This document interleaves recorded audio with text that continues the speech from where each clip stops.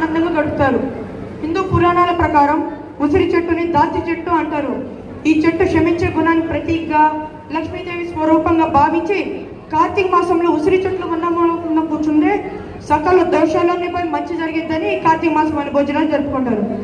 ఇక్కడ అందరు రెడ్లు ఉన్నారు కాబట్టి మనం కొన్ని విషయాలు తెలుసుకోవాలి.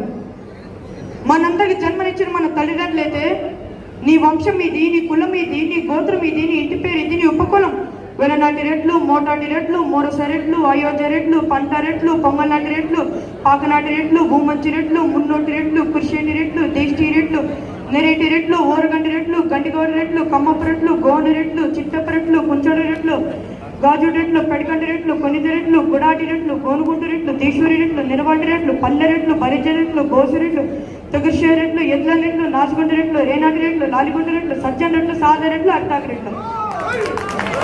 ఇలా 1,85,000 గోత్రాలు, ఇంటి పేర్లు అప్పట్లో బుర్రకథ రూపంలో మన వంశాన్ని, మన జాతి గౌరవాన్ని గొప్పగా చెప్పిన మన కులుగురైన భక్త మల్లారెడ్డి అలియాస్ కుంటి మల్లారెడ్డి. ఆయన ఫోటో ప్రతి ఇంట్లో ఉంటే రాబోయే రెడ్డి కుటుంబంకి చరిత్ర చెప్పిన వాళ్ళు అవుతాం. మన నినాదం ఎలా ఉండాలంటే, నీ కులాన్ని ప్రేమించు, ఇతడి కులాన్ని గౌరవించు, మంచకుడిని ఆచరించు.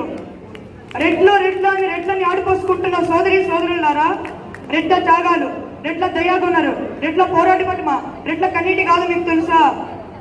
13వ శతాబ్దంలో ప్రళయ వేమారెడ్డి ఇస్లామిక్ దండయాత్రను తిప్పికొట్టి హిందూ సామ్రాజ్యం స్థాపించిన సంగతి మీకు తెలుసా?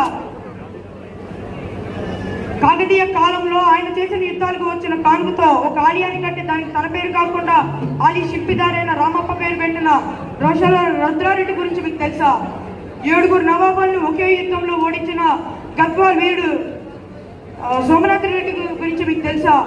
12వ శతాబ్దంలో ప్రపంచంలో అత్యంత శక్తివంతమైన మహిళలో ఒక్కరిగా, పల్నాటి సీమలో తొలి మహిళా మంత్రిగా, పల్నాటి యుద్ధంలో రణభూమిని మనకిచ్చిన వీర మహిళ, మన రెడ్డి బిడ్డ నాయకురాలు పోరాట పటిమ మీకు తెలుసా?